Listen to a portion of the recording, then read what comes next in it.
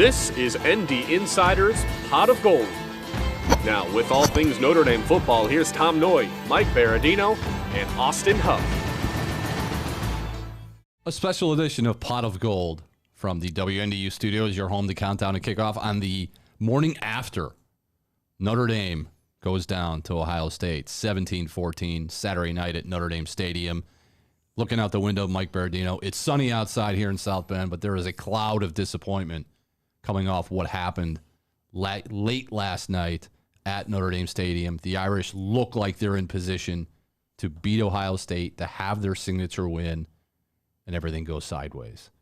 The sun comes up, but it's kind of a hangover feeling around town right now with what happened at the stadium. The Irish were number 9. You have them now 13th in the Associated Press poll. Just a missed opportunity for so many reasons for this football program in a game that really they should have won. You got to win that game, right? Yeah. The way it all went down, that feels like a very strange event, and it feels like neither team won, neither team lost. It's not. It goes down as a win for Ohio State. It goes down as a data point loss that'll be held against Notre Dame, even if it runs the table to try to get into the college football playoff. But forget running the table. It's going to be a gargantuan achievement just to get this team back up emotionally, physically, spiritually, mentally, all of it for Duke at Duke next week. Is now 6 days away, and that's a night game. And don't you know that Mike Elko and a team that's already beaten Clemson will be revved up? And guess what? ESPN is taking its roadshow to Durham this weekend. College game day, going to Wallace Wade Stadium for the Notre Dame Duke game. 7:30 start Saturday night. It's now week to like Marcus Freeman talks a lot about week to week. This is really week to week for this football team. You can't look ahead to what's coming with Louisville or what's coming with USC when Notre Dame comes back home again in 3 weeks, or the Clemson game in November. Just figure out a way to go and get a win and feel good about yourselves, because there was not a lot for Notre Dame to feel good about itself leaving Notre Dame Stadium last night against Ohio State. There just wasn't. I mean, you play that game, you come within a yard, a play here, a play there. You can't get it done. Inches at the goal line.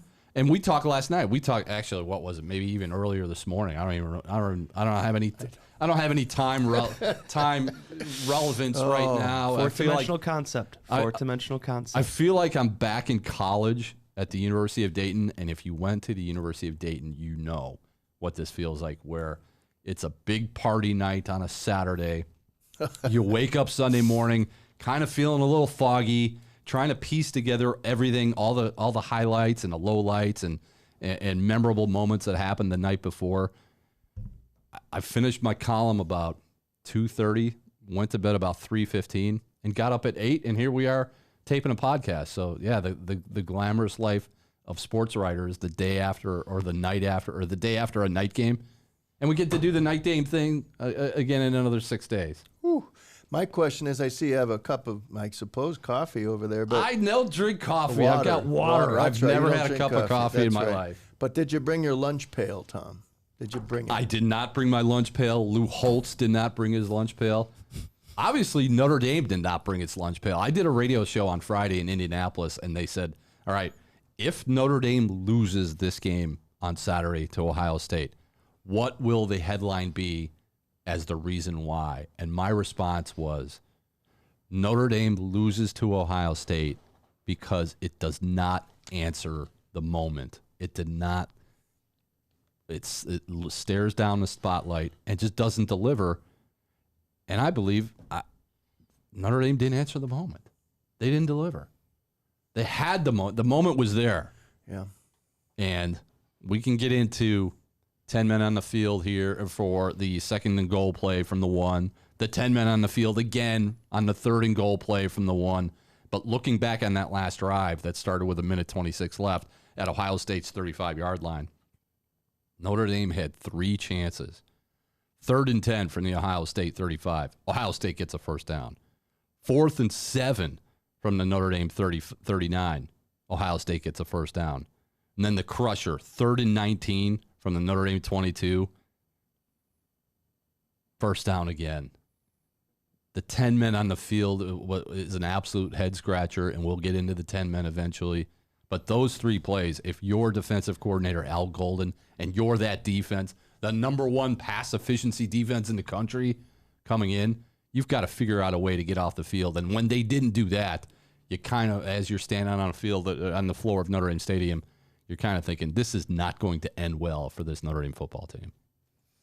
Yeah, I mean, the other thing that I've already mentioned on Twitter this morning, or whatever we call it, X. with the I'm not doing that, but I look at the snap counts, as a lot of people do, but from Pro Football Focus, and one of the misters, a number of remaining questions that will be taken into the week. We'll see how many of those get answered on Monday at noon when Marcus Freeman steps before the cameras again, before he is on to Duke. But before they get on to Duke, we're going to have to learn more about why was the rotation narrowed so drastically in snaps against Ohio State. The only real fair match is comparison would be what happened at NC State. And some people, for a pregame announcement and a sense of that all student athletes on the 2D roster are available to play, those who were left out of the fun on snap counts, who got at least 9 snaps at NC State, which was another game in the balance in the second half against a Power 5 opponent. Among those were Jaden Mickey, who got 0 defensive snaps last night, Donovan Heinisch, who had been coming along nicely. He wasn't out there at all. Let's see who else I had on there. Yeah, I mean,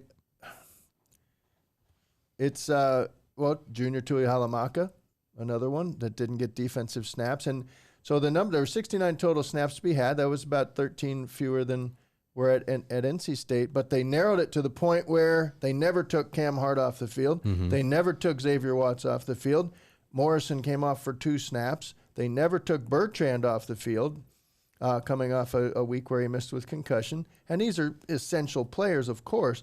But I wonder, to some extent, if Al Golden was still traumatized by the big touchdown they gave up at Ohio State last year, where Jaden Mickey, first career game, got pushed in there. The brace, he was having cramps, and a touchdown happened. But especially on that defense, now the guy who was missing, I don't have it. I haven't I've gone through it. It's just all a blur. I will get it. I will find that replay.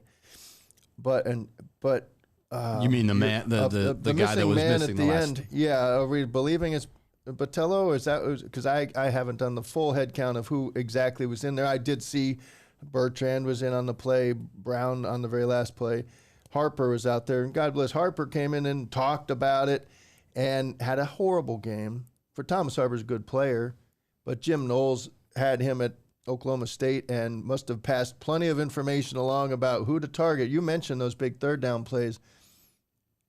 They picked the 3rd on and 10. Harper. Thomas Harper was just he couldn't have been any more obvious if he had been, wearing the LED light up bracelet, because they found him. That 3rd and 10, Harper was in coverage on the final drive. The 4th and 7, Harper was in coverage according to my notes.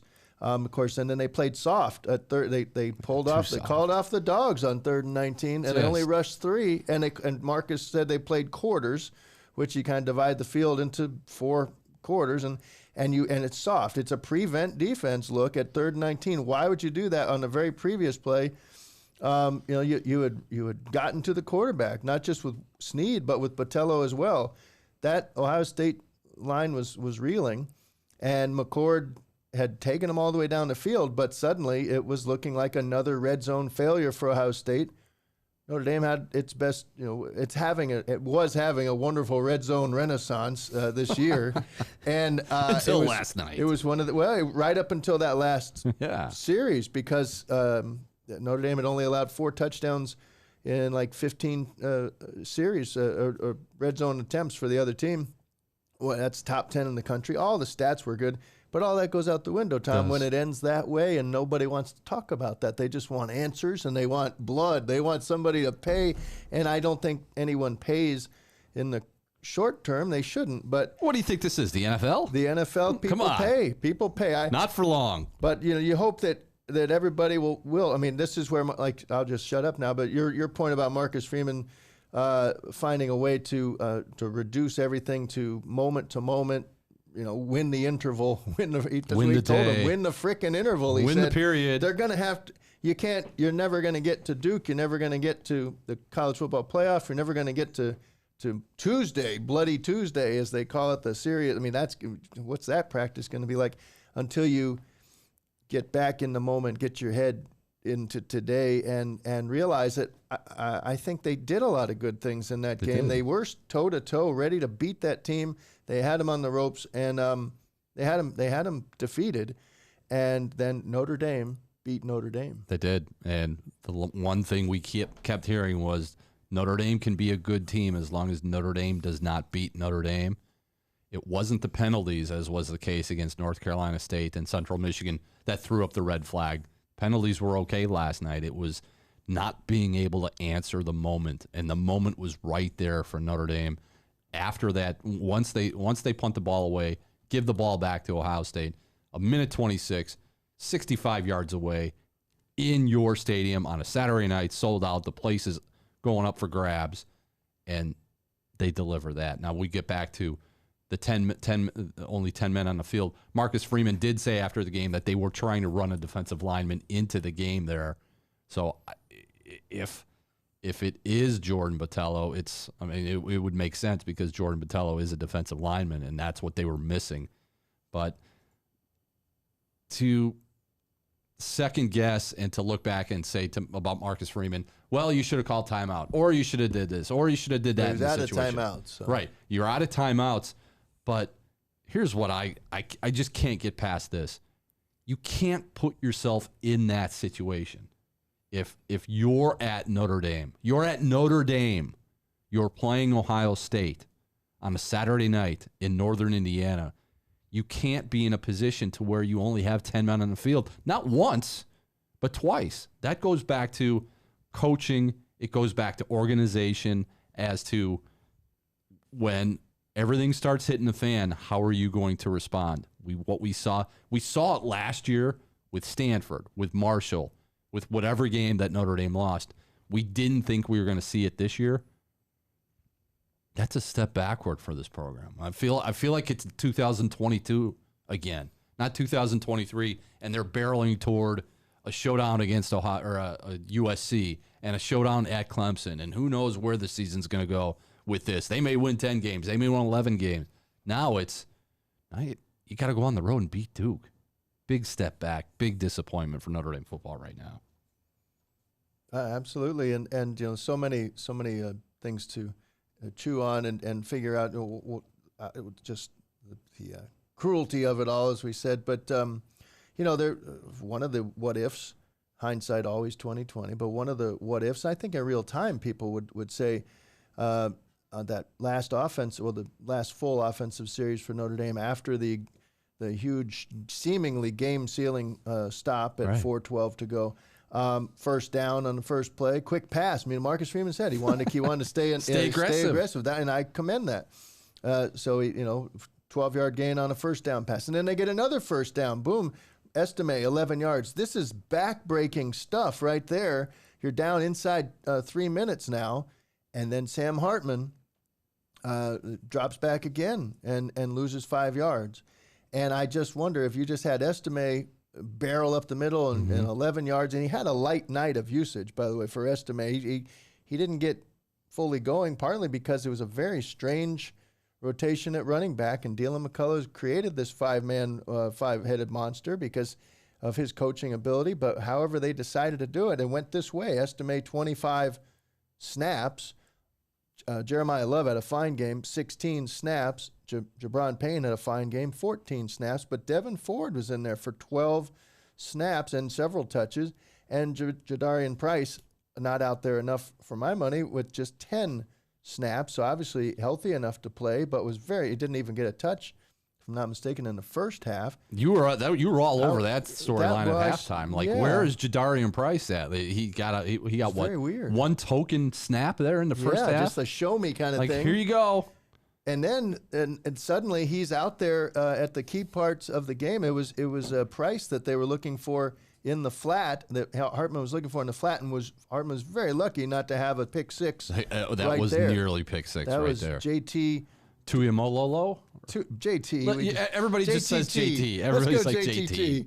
JTT. JT, they were down. Ohio State was down with JTT right there, and they almost had it. I mean, imagine if you lose it that way. But that pass, you had a Price out there at that point. But it just seemed like you're on your 34, fresh set of downs. Ohio State down to its final 2 timeouts, and Marcus Freeman said he wasn't just going to run the ball and make Ohio State use its timeouts, so he's sticking with it.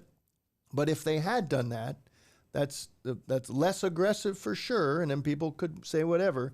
But if you do that, Ohio State had to use its timeout after Hartman was dropped for a 5-yard loss, and then incomplete pass near pick 6, so no timeout needed, and then a run up the middle. And Ohio State at this point chose to let the clock run down and save that final timeout, and that proved to be massive, because the 10-second runoff did not happen after the intentional grounding. 15 seconds. If you just run the ball on the second down, 2nd and 15, and you just say, all right, we're just gonna make them burn their final 2 timeouts, Ohio State psychologically might feel a little more rushed on the final 86 seconds because you're out of timeouts, and also actually real life what happened, that the final play of the game would have been a stop at the 1-yard line, bringing up memories of on the 21-yard pass, stopping him there. The clock would have run out. Would have started with 5 seconds. That was an 8-second play. So, because they didn't rush anybody, and it would have brought up some memories of the Rams Super Bowl win over the Titans all those years ago, 1 yard away. 1 yard away. It was June. It had been, 9 months since Notre Dame did not convert that 4th down call against Stanford when we were sitting and talking with Marcus Freeman. And it had been 9 months, and he still lamented the call that he made on the 4th and 1. It was either 4th and 1 or 4th and 2, where Notre Dame couldn't gain a yard, and he talked about how he was still second-guessing himself after that call that happened way back in October to a really bad Stanford team. That still ate at Marcus Freeman 9 months later. How long is Saturday night going to eat at Marcus Freeman as to what he could have done better as a head coach against his alma mater in a game Notre Dame really had to have? Wild. Unanswerable. TBD, because this will test him, obviously, in a variety of ways. This will test his own ability to practice what he preaches, which is turn the page, have a next pay, one play, one life. You can't let that turn into one mistake, one career. You can't do that. He's too good at this. He's too organized. He's too motivational. He's come too far, and he's too good a recruiter.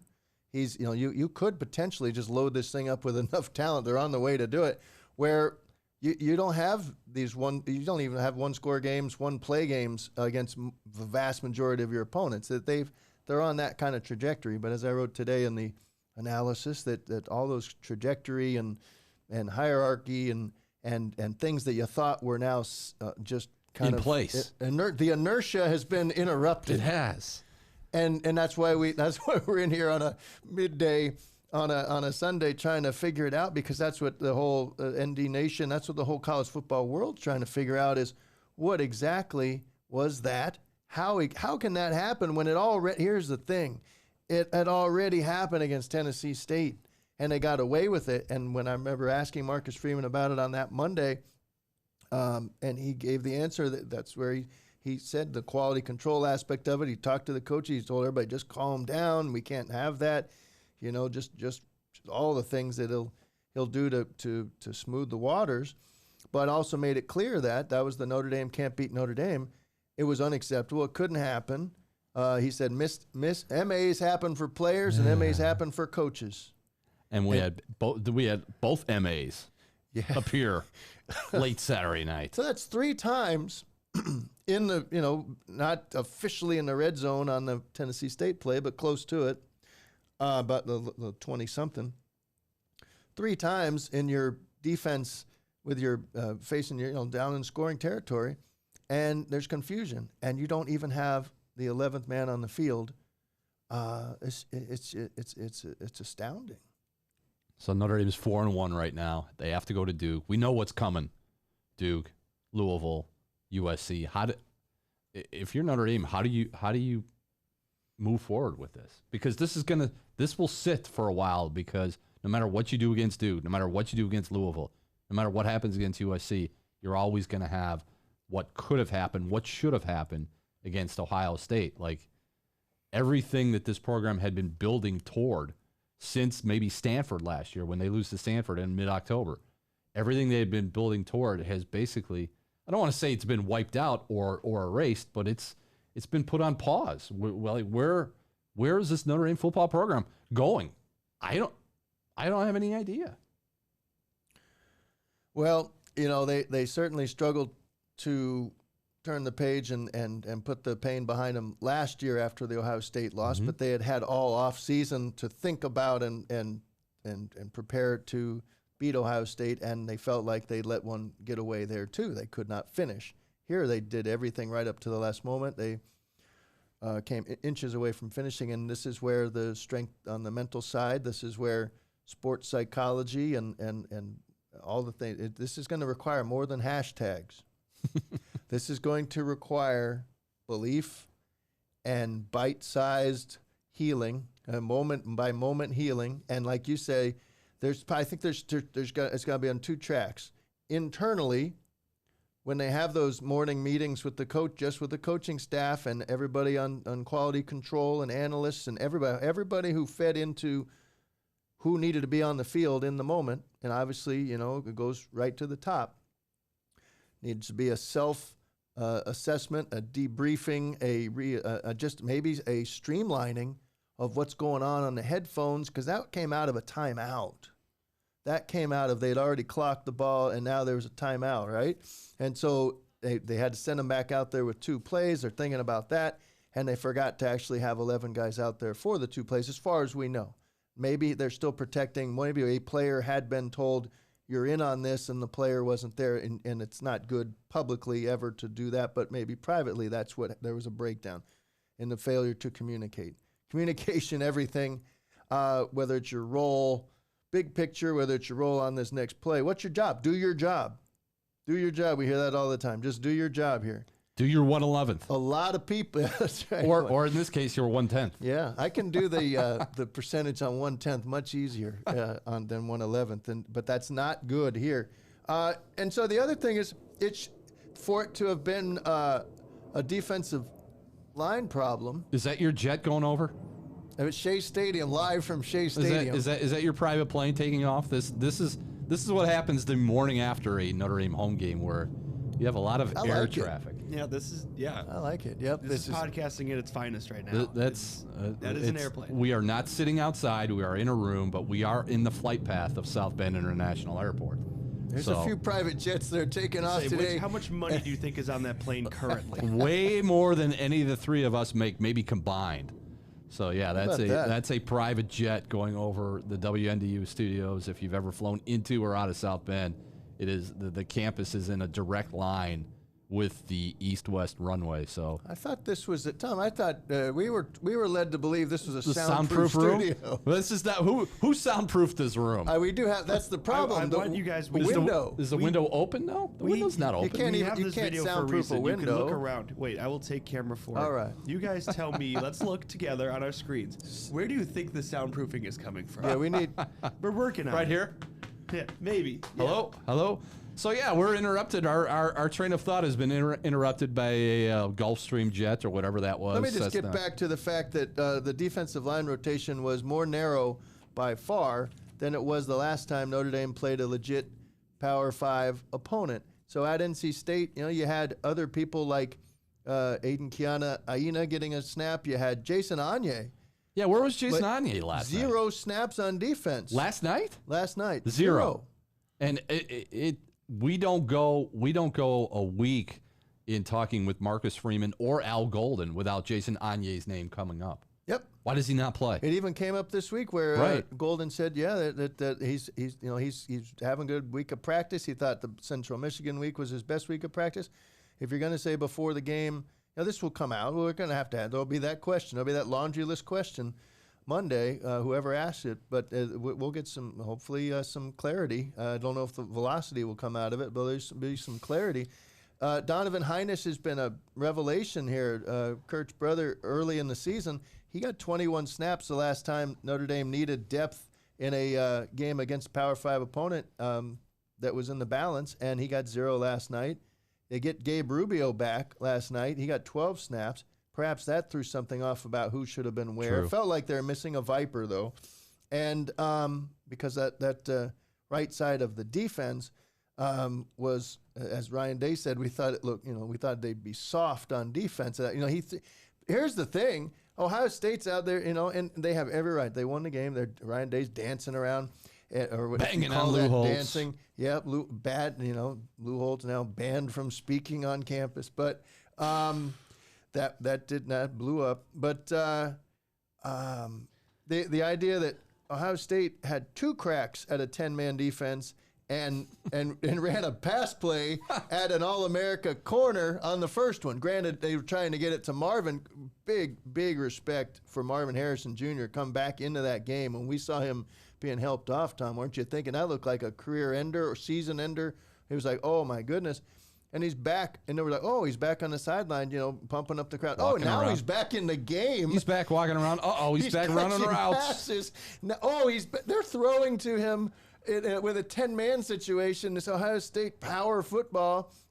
Woody Hayes rolling over in his grave. They're running it from the 1 out of the spread and throwing out to a well-covered receiver because they didn't realize there were 10 men on the field. So there's a breakdown somehow in quality control on the Ohio State side that they didn't count to 11 either on the second down play, but they got the reprieve, which can't happen.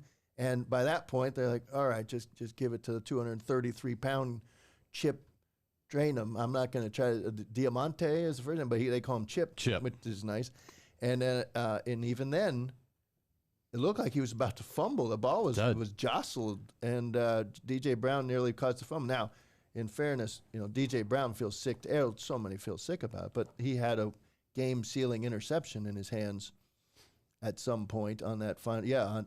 On the first down play from the 31 on the final drive, went right through his hands. And he's a fine player and a stalwart. He's been here for 6 years. He's never going to forget that. Notre Dame is walking off the field and going up the tunnel last night after the game, and one of the fans yells out, "That's okay, just beat him. We'll beat him in the playoff." You think there's any way Notre Dame can make it to the playoff and play at Ohio State again in a rematch? There's a better chance that the playoff is all Pac-12 than including Notre Dame this year because, of course, they're going to beat each other up, but they're going to have a chance to knock off the highest-ranked team in the Pac-12 right now. They're going to have a chance to knock off a Clemson team, unfortunately, that now has 2 losses, but is even saltier and just as dangerous by the time you get to Clemson in November. And, of course, Duke. I have Duke right behind Notre Dame. I have this as a 13-14 matchup, so even with my Carolina degree, North Carolina, I have them a couple spots behind Duke, but you're not sold on the Blue Devils. No, I have them right there. They're 14, and Riley Leonard is a problem. He is a problem. He's a problem. Is he a game wrecker? He's better than Kyle McCord. We're not talking Duke. We can talk Duke on our regular podcast on Monday. Yes. So yes. Wednesday. Did I say all Monday? You did Monday, but all the days are the same. Yeah, I'm going to need some sleep. This isn't Sunday. This is Tuesday. All of this is running together. Again, the season is not over for Notre Dame. They're 4-1, but it's going to take a lot of work and a lot of belief and a lot of meeting the moment. All the stuff that we didn't see last night for this program to get back on track and beat Duke and Louisville and USC and run the table and go to Clemson and really have a signature win. Can they do it?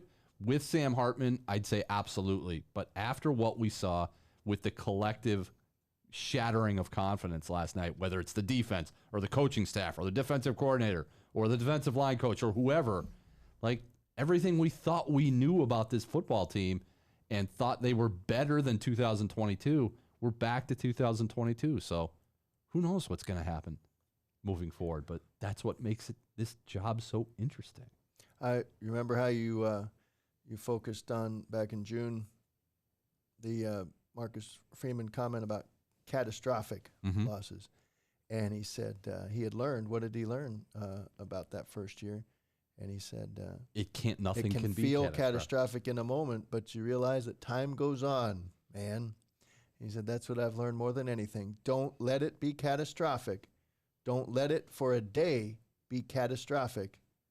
But it's easier said than done, and that will be tested. This loss will be okay if Notre Dame can bounce back and play the way we expected them to play last night in the games that they have coming up, in the weeks that they have coming up, in the months that they have coming up. Can they get to 10-2 or 11-1 or whatever and see what happens with their bowl projections?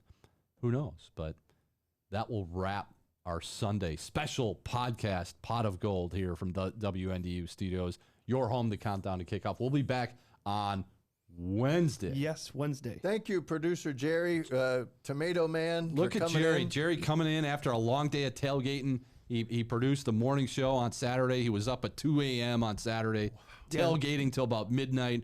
Credentials hard to get by, or else I probably wouldn't have a suntan or sunburn. There you go. Future tan, burn now, which you also expect in the middle of September in South Bend, Indiana. My column, Mike's analysis, you can read both of those right now on ND Insider. Please go read them. That's why we stayed up all night till 3, 4, 5, 6 o'clock in the morning. So we're going to go home, get some rest. We'll be back next podcast Wednesday, and we'll preview Duke, Notre Dame from Wallace Wade Stadium. College game day coming into Durham, North Carolina. Have a great week.